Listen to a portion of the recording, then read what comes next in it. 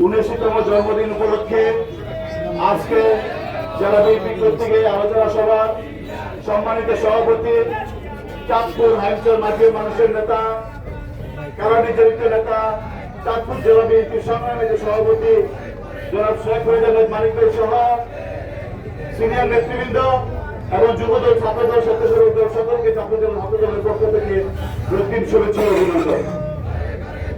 প্রিয় নেতৃবৃন্দ, আজকে জিয়াউর রহমানের জন্মদিন উপলক্ষে আমি শুধু বলবো যে আগামী বাংলাদেশ কিভাবে চলবে, জিয়াউর রহমানের আদর্শ এবং চেতনাকে ধারণ করে তারই ধারাবাহিকতায় তারই সুযোগ্য ছেলে জনাব তারেক রহমান বাংলাদেশের মানুষের সামনে 31 দফা উপস্থাপন করেছে। সম্মানিত বন্ধুগণ, আপনারা সকলে ওই 31 দফা প্রত্যেক নেতাকর্মীর মাধ্যমে সাধারণ জনগণের সাথে উচ্চারিত হবে। সম্মানিত বন্ধুগণ, এবং জিয়াউর রহমানের আদর্শ এবং চেতনাকে বাস্তবায়ন করার জন্য আমাদের মুখোমুখি করতে হবে।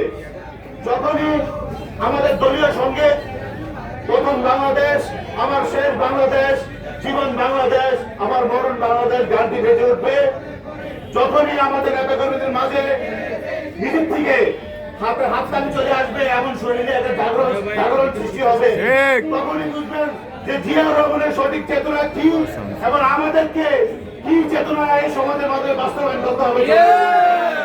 বাংলাদেশের অপর নাম জিয়াউর রহমান, জিয়াউর রহমান, বাংলাদেশের অপর নাম মুক্তিযুদ্ধের অপর নাম জিয়াউর রহমান। বাংলাদেশের মাটি ও মানুষের মাঝে অমর হয়ে থাক, এই আশা ব্যক্ত করে আমি বক্তব্য শেষ করলাম।